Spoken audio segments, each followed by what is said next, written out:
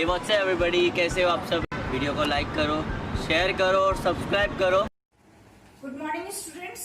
जैसा कि आप जानते हैं अपने केमिस्ट्री सेक्शन का chapter 3 physical and chemical change पढ़ रहे थे, जिसमें फिजिकल चेंज क्या होता है, केमिकल चेंज क्या होता है हम पढ़ चुके थे। हम पढ़ रहे थे कैरेक्टरिस्टिक्स ऑफ केमिकल चेंज।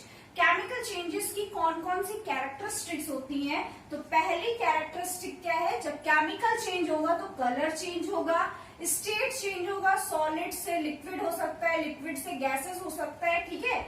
दूसरा इवोल्यूशन ऑफ गैस, जो गैस है वो फॉर्म होगी और टेम्परेचर क्या होगा, चेंज होगा। तो ये चार चीजें आपको देखने को मिलेंगी अलग अलग जगह पर, अलग अलग रिएक्शन पे, जब कहीं पर क्या होगा, केमिकल रिएक्शन या केमिकल चेंज हो रहा होगा। पहला चेंज है change in colour. Change in colour मतलब कि जब फ्रूट्स और या वेजिटेबल्स राइपिंग कर जाते हैं, पक जाते हैं, तब उनका कलर क्या होता है, चेंज हो जाता है। दूसरा apples and pears. Apples and pears ये फ्रूट्स हैं, इनको जब आप कट करके कुछ टाइम के लिए रख देते हैं तो आपने देखा होगा कि एप्पल का जो कलर होता है वो चेंज हो जाता है, ठीक है। वो क्यों हो जाता है, क्योंकि उसमें क्या हो जाती है, केमिकल रिएक्शन हो जाती है। और हमने क्लास 6 में ये पढ़ा था कि पोटैटो में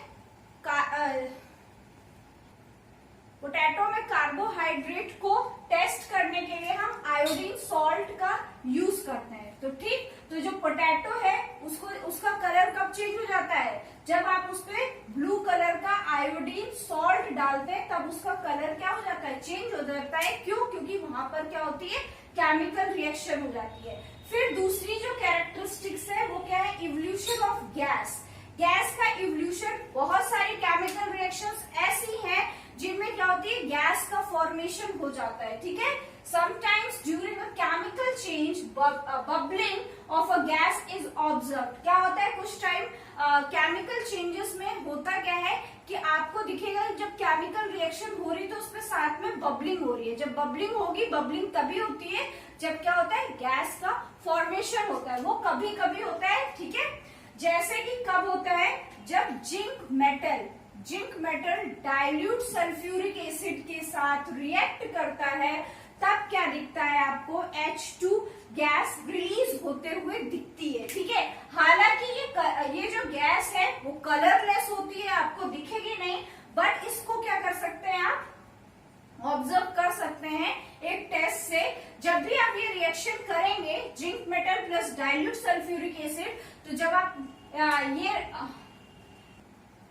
आप ये रिएक्शन कराएंगे तो उसके बाद अगर आपको टेस्ट करना है कि वहां पर H2 गैस रिलीज हुई है या नहीं हुई है, तो आप क्या करेंगे, मैच स्टिक, एक माचिस लेकर जाएंगे जलती हुई, और उस जगह जब लेकर जाएंगे तो आप देखेंगे वहां पर एक पॉपअप साउंड प्रोड्यूस होगा। वो पॉपअप साउंड इसीलिए प्रोड्यूस होता है क्योंकि वहां पर क्या होती है, गैस का रिलीज हो जाता है, ठीक है।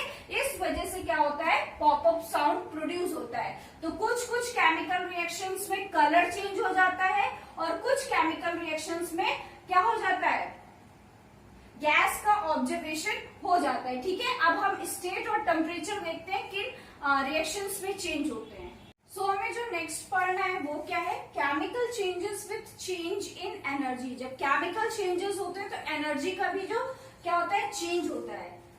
When a reaction takes place, जब भी कोई रिएक्शन टेक्स प्लेस होती है, it is accompanied with the change in energy। उसके साथ साथ क्या चेंज होता है, एनर्जी चेंज होती है। The change in energy can be in the form of, और जो एनर्जी चेंज होती है वो किस फॉर्म में हो सकती है, लाइट फॉर्म में हो सकती है, हीट फॉर्म में हो सकती है, या फिर साउंड, या फिर और दूसरे फॉर्म में क्या हो सकता है, चेंज हो सकता है, ठीक है।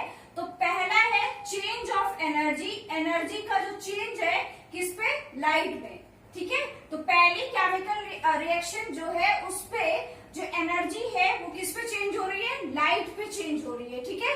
Candles are made up of wax and cotton wicks. हमें पता है कि जो कैंडल है वो किसकी बनी हुई है, वैक्स की बनी हुई है, और उसके अंदर जो बर्न करता है, जो थ्रेड लाइक स्ट्रक्चर आपको दिखता है, उसे क्या कहते हैं, कॉटन विक्स कहते हैं। व्हेन अ कैंडल बर्न, जब वो कैंडल बर्न करती है तो कुछ फॉलोइंग चेंजेस आपको देखने को मिलेंगे। जैसे जो वैक्स है वो मेल्ट करेगा, मेल्ट करने के बाद ड्रिप करेगा अलोंग दी साइड और गिर जाएगा कहां पर, साइड पर, ठीक है। During this heat during this इस रिएक्शन के टाइम पे हीट प्रोड्यूस होती है, ठीक है। आप कैंडल के पास जाओगे तो आपको थोड़ा सा हीट प्रोड्यूस होगी, लाइट तो प्रोड्यूस होती ही है और साथ में क्या प्रोड्यूस होता है, स्मोक प्रोड्यूस्ड होता है, ठीक है। तो यहाँ पर जो एनर्जी था उसका जो चेंज है वो किस पे हो गया, लाइट पे हुआ। मेनली लाइट प्रोड्यूस होती है, साथ में लेस अमाउंट में हीट और लेस अमाउंट में क्या, स्मोक प्रोड्यूस होता है, ठीक है। सो नेक्स्ट है, कुछ केमिकल रिएक्शंस ऐसे होते हैं जिनमें एनर्जी जो है वो चेंज हो जाती है, किसमें, हीट में, ठीक है। तो इसीलिए लिखा गया है change of energy in the form of heat. कुछ केमिकल रिएक्शंस में एनर्जी कहाँ चेंज हो जाती है, हीट फॉर्म में चेंज हो जाती है, ठीक है। इन रिएक्शंस में क्या होता है, हीट रिलीज होती है, ठीक है, या फिर हीट रिलीज होगी या फिर एब्जॉर्ब होगी केमिकल रिएक्शन में। ऐसा नहीं है कि सिर्फ कोई केमिकल रिएक्शन हुआ तो उससे हीट ही रिलीज होगी। हो सकता है किसी केमिकल रिएक्शन के लिए हीट का होना बहुत जरूरी हो, जब तक हीट ना हो तब तक उसके जो प्रोडक्ट्स हैं वो क्या, रिएक्ट ही ना करे, ठीक है। तो हीट का होना कुछ रिएक्शंस में बहुत इंपॉर्टेंट है। कभी हीट प्रोड्यूस हो जाती है उन केमिकल रिएक्शंस की वजह से और कभी उन केमिकल रिएक्शंस को रिएक्ट कराने के लिए हमको हीट देनी पड़ती है, ठीक है। इस बेसिस में जो रिएक्शंस है वो 2 टाइप्स में डिवाइड की गई है, exothermic reaction and endothermic reaction.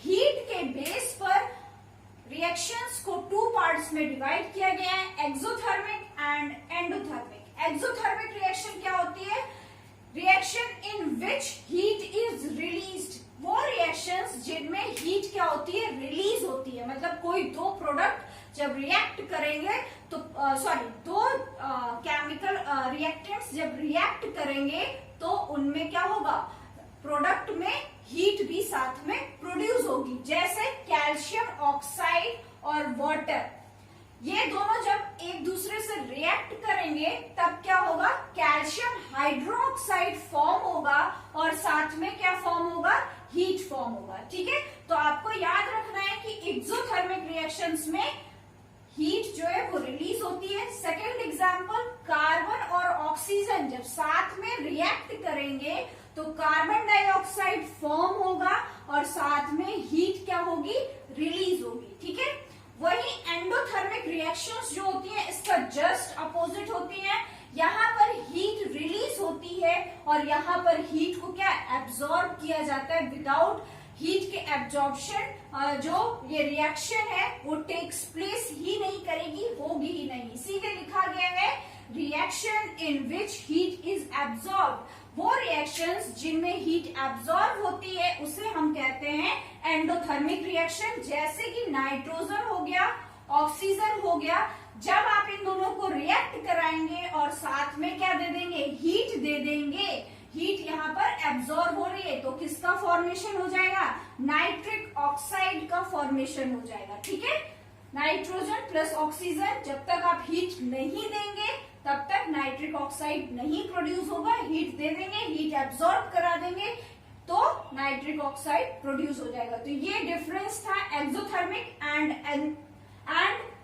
Endothermic reactions का, ठीक है। इसके बाद energy in form of sound. कुछ रिएक्शंस ऐसी होती हैं जिनमें क्या होता है, साउंड का प्रोडक्शन हो जाता है या साउंड प्रोड्यूस हो जाता है जब केमिकल रिएक्शंस टेक्स प्लेस करती हैं। इसीलिए लिखा गया है reaction in which sound is produce. ऐसी रिएक्शंस जिनमें साउंड प्रोड्यूस हो, और साउंड भी क्या है, एक तरीके की एनर्जी है, ठीक है। तो जब जिंक और हाइड्रोक्लोराइक एसिड रिएक्ट करते हैं दोनों आपस में तब प्रोड्यूस होता है जिंक क्लोराइड और हाइड्रोजन, ये प्रोड्यूस होता है। साथ में क्या प्रोड्यूस होता है, पॉपिंग साउंड यहाँ पर प्रोड्यूस होता है। वो साउंड आपको थोड़ा सा सुनने में आएगा, ठीक है। तो ऐसी रिएक्शंस जिनमें साउंड प्रोड्यूस होता है, ठीक है, वो रिएक्शंस क्या होती है, energy in form of sound, ठीक है। जैसे जिंक हो गया, हाइड्रोक्लोराइड एसिड हो गया, तो हाइड्रोक्लोराइड और हाइड्रोजन के साथ पॉपिंग साउंड भी प्रोड्यूस होगा। साउंड भी एक तरीके की क्या है, एनर्जी है। सो नेक्स्ट जो हमें पढ़ना है, चेंज इन स्मेल। कभी कभी क्या होता है, जब किसी चीज में केमिकल रिएक्शन टेक्स प्लेस होती है तो क्या होता है, स्मेल प्रोड्यूस होती है। जैसे स्पॉइल्ड फूड, जो खाना आपके घरों में मोस्टली जो समर्स टाइम पे क्या होता है, खराब हो जाता है। क्यों? पहले तो खराब इसलिए होता है क्योंकि उसमें क्या हो जाती है, केमिकल रिएक्शन हो जाती है, ठीक है। और केमिकल रिएक्शन होने के बाद क्या होता है, उससे फाउल स्मेल आपको आती है। तो ये क्या है, स्मेल में चेंज हो गया। जब खाना बनता है तो उसकी स्मेल कुछ और होती है, लेकिन जब उसमें केमिकल रिएक्शन हो जाती है तो उसकी स्मेल क्या हो जाती है, फाउल हो जाती है। वैसे ही जब आप अगरबत्ती जलाते हैं तो क्या होता है, उसका स्मेल जो है वो चेंज हो जाता है, वो फ्रेग्रेंस आपको समझ में आती है, ठीक है। ये भी क्या है, केमिकल रिएक्शन है और उसका रिजल्ट क्या आता है, स्मेल के फॉर्म में आता है, ठीक है। चेंज इन स्टेट, कुछ केमिकल रिएक्शंस ऐसी होती हैं जिनमें स्टेट चेंज हो जाता है। स्टेट चेंज होने का मतलब कुछ केमिकल रिएक्शन, जैसे कि वाटर है, लिक्विड फॉर्म में था, इससे हमने इलेक्ट्रिसिटी पास करा दी। क्या करा दिया, इलेक्ट्रिसिटी पास करा दिया, तो ये लिक्विड स्टेट में था और प्रोडक्ट में हमें क्या मिला, हाइड्रोजन मिला जो गैस है, और साथ में हमें क्या मिला, ऑक्सीजन जो क्या है, गैस है। तो यहाँ पर क्या हो रहा है, लिक्विड जो है वो किस में चेंज हो जा रहा है, गैस में चेंज हो जा रहा है। तो ये क्या हो रहा है, स्टेट का चेंज हो रहा है। दूसरा एग्जांपल, लाइम स्टोन, जो अपने आप में क्या है, सॉलिड है, ठीक है। और उसको जब हम हीट कर देते हैं तो वो किस में चेंज हो जाता है, क्विक लाइम में चेंज हो जाता है, जो लिक्विड है, और कार्बन डाइऑक्साइड जो क्या है, गैस है। तो यहाँ पर भी आपने देखा क्या हुआ, स्टेट्स का चेंज हो गया। तो कुछ केमिकल रिएक्शंस में क्या हो जाता है, स्टेट्स चेंज कर जाती हैं, सॉलिड से लिक्विड, लिक्विड से गैसेस अपने हिसाब से चेंज होती रहती है, ठीक है। उसके बाद इन केमिकल रिएक्शंस का हमारी डेली लाइफ में बहुत ज्यादा यूज है। जैसे इनका यूज मेडिसिन में है, इनका यूज कुकिंग ऑफ फूड में है, ठीक है। हमारी बॉडी में मेटाबॉलिक प्रोसेस, जितने भी मेटाबॉलिक प्रोसेस होते हैं वो इसीलिए होते हैं क्योंकि हमारी बॉडी में भी क्या होते हैं, केमिकल रिएक्शंस होते हैं। अगर वो केमिकल रिएक्शंस करना बंद कर दे हमारी बॉडी के अंदर के, तो हमारी बॉडी वर्क करना बंद कर देगी। डेयरी एंड बेकरी आइटम्स, जितने भी डेयरी, कर्ड हो गया, बटर हो गया, चीज हो गया, पनीर हो गया, इन सबको क्रिएट करने के लिए भी हमें क्या यूज करना पड़ता है, केमिकल्स का यूज करना पड़ता है, केमिकल रिएक्शंस का यूज करना पड़ता है। बेकरी आइटम्स में भी हमें किसका, केमिकल रिएक्शंस का यूज करना होता है। सोप्स, जो हम डेली अपने सोप्स यूज करते हैं, उसमें भी केमिकल रिएक्शंस होती है। डिटर्जेंट, ठीक है, लोशन, जितने भी आप लोशन लगाते हैं उन सब पे केमिकल रिएक्शन कराई जाती है। जो क्रीम का फॉर्मेशन होता है, या क्रीम में केमिकल रिएक्शन होता है, और कॉस्मेटिक प्रोडक्ट्स जो होते हैं उनमें भी केमिकल रिएक्शन है। तो ओवरऑल देखा जाए तो हमारी डेली लाइफ में केमिकल रिएक्शंस का बहुत ज्यादा इंपॉर्टेंट यूज है। अगर ये केमिकल रिएक्शंस टेक प्लेस नहीं होते तो शायद हमारी जो लाइफ है वो इतनी इजी नहीं होती, और इतने सारे प्रोडक्ट्स या इतनी सारी चीजें आपको इजीली अवेलेबल नहीं होते। वो इसीलिए अवेलेबल है क्योंकि ये जो केमिकल चेंजेस, या फिर उसी को कहते हैं केमिकल रिएक्शंस, टेक प्लेस करते हैं, इसकी वजह से। हमारा नेक्स्ट टॉपिक है रस्टिंग ऑफ आयरन। आयरन में जो जंग लगना होता है उसे कहते हैं रस्टिंग ऑफ आयरन। ये हमारा लास्ट टॉपिक है। होता क्या है साइंस में, the process of deposition of brown layer on iron is called rusting.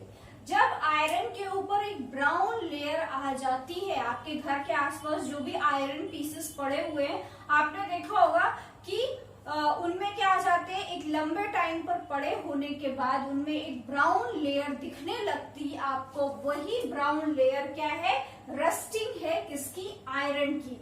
होता क्या है, जो आयरन पीस है जिसको हम Fe भी कहते हैं, ठीक है, साइंस में, वो बाहर पड़ा रहता है। उस पे क्या लगती रहती है, ऑक्सीजन लगती रहती है, क्योंकि ऑक्सीजन गैस इन्वायरमेंट में अवेलेबल है, और साथ में वाटर उसे रेन से भी मिल सकता है, या फिर मॉइस्चर जो एयर में होता है उससे उसे क्या मिलता है, वाटर मिलता है, जिसकी वजह से उस आयरन में क्या लग जाता है, रस्ट लग जाता है, या कह सकते हैं आयरन ऑक्साइड हो जाता है। ठीक है, तो रस्ट लगने का मेन कारण क्या है, कोई ऐसा आयरन पार्टिकल बाहर पड़ा हुआ है, उसमें उसको ऑक्सीजन मिल रही है, उसको वाटर मिल रहा है, तो उस पे क्या हो जाएगा, रस्टिंग हो जाएगी, उस पे रस्ट लग जाएगा, मतलब कि ब्राउन लेयर, एक थिक ब्राउन लेयर की कवरिंग उसके ऊपर आ जाएगी। ठीक है, इसको प्रिवेंट करने के लिए कई चीजें हैं, जैसे bye avoiding direct contact of air and moisture with iron, हम अवॉइड कर सकते हैं एयर एंड मॉइस्चर का डायरेक्ट कांटेक्ट विथ आयरन। अगर हम आयरन का कांटेक्ट जो है, डायरेक्ट कांटेक्ट जो है एयर और मॉइस्चर से हटा दे, कट करवा दे, तो क्या होगा, उस पे रस्ट नहीं लगेगा। और ये कैसे हो सकता है, अगर आपके पास कोई आयरन पार्टिकल है या आयरन है, आप उसको क्या कर दें, पेंट करवा दें, क्या कर दें, उस पर किसी भी कलर का अगर आप पेंट कर देते हैं तो वो उस पर क्या है, रस्ट नहीं लगेगा। या फिर कोटिंग सरफेस विथ ग्रीस, या फिर आप उसे क्या कर सकते हैं, ग्रीस कर सकते हैं। तो अगर आप इन दोनों में से कोई एक स्टेप ले लेते हैं तो जो आपका आयरन है उसमें रस्ट लगने से बच जाएगा। ठीक है, नेक्स्ट स्टेप और एक है कि आप दूसरा प्रोसेस फॉलो कर सकते हैं, जिसका नाम है गैल्वेनाइजेशन। गैल्वेनाइजेशन क्या होता है, एक ऐसा प्रोसेस जो आप आयरन मेटल के ऊपर दूसरे मेटल को लगा दें, और वो दूसरा मेटल क्या है, आप उसके साथ क्या कर दें, जिंक का यूज कर देंगे। अगर आप जिंक का यूज कर देंगे तो उस प्रोसेस को क्या कहते हैं, उस प्रोसेस को गैल्वेनाइजेशन कहते हैं। ठीक है, और लास्ट आप एक और प्रिकॉशन ले सकते हैं बाय एलॉइंग। एलॉइंग में क्या होता है, जो आयरन आर्टिकल है उसको आप मिक्स कर देंगे विथ अदर एलिमेंट्स, दूसरे एलिमेंट्स के साथ। वो एलिमेंट्स हो सकते हैं कार्बन, निकल, मैग्नीशियम एसेट्रा। इन एलिमेंट्स के साथ आप मिक्स कर देते हैं तो इस मिक्सिंग को क्या कहते हैं, पहले तो इस मिक्सिंग को कहते हैं एलॉइंग। ठीक है, आयरन आर्टिकल्स को जब आप कार्बन, निकल, मैग्नीशियम जैसे एलिमेंट्स के साथ मिक्स करते हैं तो उस पूरे प्रोसेस को कहते हैं एलॉइंग। और अगर आप आयरन के साथ एलॉइंग कर देते हैं तो जो आपका आयरन पार्टिकल है, या आयरन पार्टिकल है, उस पर कोई भी रस्ट नहीं लगेगी, उस पर जंग नहीं लगेगी। तो ये कुछ प्रोसेस थे जिससे आप अपना जो आयरन है उसको रस्ट से बचा सकते हैं, उसका आप प्रिकॉशन कर सकते हैं। ठीक है, तो यहाँ पर ये आपका चैप्टर फिनिश होता है, केमिस्ट्री का चैप्टर नंबर 3। अब आप अपने फिजिक्स का चैप्टर नंबर 2 अब आप नेक्स्ट वीडियो में अपने फिजिक्स सेक्शन का दूसरा चैप्टर पढ़ेंगे। ठीक है, तब तक के लिए गुड बाय, टेक केयर।